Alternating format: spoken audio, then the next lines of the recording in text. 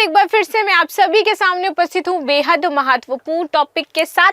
अंतरराष्ट्रीय सौर गठबंधन यानी कि इंटरनेशनल सोलर अलायंस के बारे में आप सभी जानते होंगे और इसी का एक पूर्ण सदस्य, नया सदस्य बना है अर्मेनिया। तो इसी के बारे में हम चर्चा करेंगे, साथ ही साथ समझेंगे ये इंटरनेशनल सोलर अलायंस क्या है, इसके लक्ष्य क्या हो जाते हैं, कौन कौन से देश इसमें अब तक शामिल हो चुके हैं, संख्या क्या है इन देशों की और भारत की इसमें मुख्य भूमिका किस तरह से हो जाती है। तो इन सारी चीजों के बारे में डिटेल एनालिसिस करने वाले इस वीडियो में, वीडियो अंत तक जरूर देखिएगा। बहुत ही महत्वपूर्ण चीजें आपकी इसमें क्लियर हो जाएंगी। मेरा नाम है प्राची मिश्रा और संस्कृति आईएएस के इस प्लेटफॉर्म पर आप सभी का स्वागत है। वीडियो शुरू करने से पहले आप सभी के लिए एक सूचना भी है। सूचना क्या है कि भाई हमारा न्यू बैच शुरू हो रहा है 28 नवंबर से 11:30 बजे। तो जो भी बच्चे इस बैच के बारे में इंफॉर्मेशन लेना चाहते हैं ले सकते हैं। 1 घंटे पहले जस्ट आपकी टाइम्स ऑफ इंडिया में न्यूज आई थी ये, जिसमें लिखा था Armenia joins international solar alliance. तो जानेंगे भाई इसके बारे में। तो अर्मेनिया क्या है? अंतरराष्ट्रीय सौर गठबंधन यानी आईएसए का 104वां पूर्ण सदस्य बन गया है। ठीक है, ये गठबंधन आपके सौर ऊर्जा को बढ़ावा देने के लिए स्थापित किया गया था। तो किसके लिए स्थापित किया गया है? कि जो सौर ऊर्जा है उसको बढ़ावा देने के लिए स्थापित किया गया। उसमें सभी देश इसके सहयोग के बारे में, इसको बढ़ावा देने के लिए कार्य करते हैं। ठीक है, अब जान लेते हैं थोड़ा सा हम अंतरराष्ट्रीय सौर गठबंधन यानी कि आईएसए के बारे में। देखिए, आईएसए की आपकी जब ये 7वीं बैठक हुई तो इसमें भारत क्या था? अध्यक्ष था और फ्रांस इसका सह अध्यक्ष चुना गया था। ठीक है, इस सत्र में 120 से अधिक देश ग्लोबल पार्टनर्स जो है वो शामिल हुए थे और अंतरराष्ट्रीय सौर गठबंधन उन देशों का एक अंतरराष्ट्रीय समूह है जो आपकी कर्क रेखा और मकर रेखा के बीच में स्थित हो जाते हैं आपके कुछ देश। ठीक है, उसका ये समूह हो जाता है। तो ये लाइन आपके लिए इंपॉर्टेंट है, याद रखिएगा। तो ये उन देशों का समूह है जो देश आपके कर्क रेखा और मकर रेखा पर पड़ते हैं।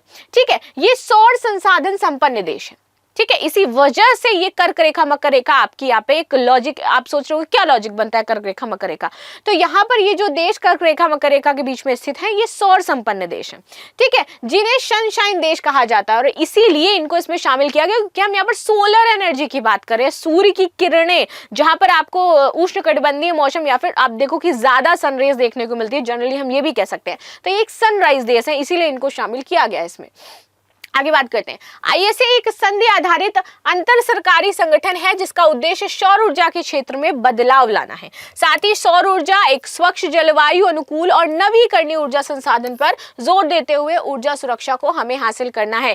हमारी इंडियन गवर्नमेंट ने क्या लक्ष्य रखा है कि 2070 तक हमें 0 कार्बन एमिशन के लक्ष्य तक पहुंचना है। ठीक है, ग्रीन एनर्जी, ग्रीन हाइड्रोजन को हम बढ़ावा दे रहे हैं। हम चाहते हैं कि जो ये जलवायु परिवर्तन की समस्या हो रही है इससे निपट सके। तो इसलिए ये जो सोलर हमारी पावर इसकी तरफ शिफ्ट कर रहे हैं, लोगों से सहयोग मांग रहे हैं, हमें कुछ धन है जो इकट्ठा करना है ताकि ये सारी देश इस जो हमने उद्देश्य को बनाया उसको पूरा कर सके। ठीक है, इसे भारत के प्रधानमंत्री नरेंद्र मोदी ने नवंबर 2015 में पेरिस फ्रांस में आपका COP21 हुआ था, तब इसको लॉन्च किया था, तब स्थापित किया था।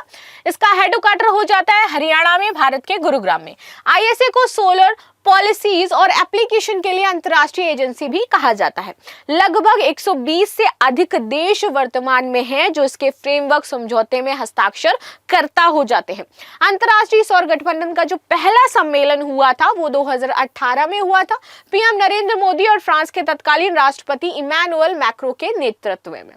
ठीक है, लक्ष्य क्या है इसका बात कर लेते हैं। लक्ष्य इस बात का जो है कि संधि आधारित अंतरराष्ट्रीय अंतर सरकारी संगठन और अंतरराष्ट्रीय सौर गठबंधन का लक्ष्य 2030 तक सौर ऊर्जा के बड़े पैमाने पर उपयोग के लिए हमें 1000 अरब अमेरिकी डॉलर से अधिक का निवेश जुटाना है। किसके लिए? इस सोलर पावर को बिल्ड करने के लिए देशों में।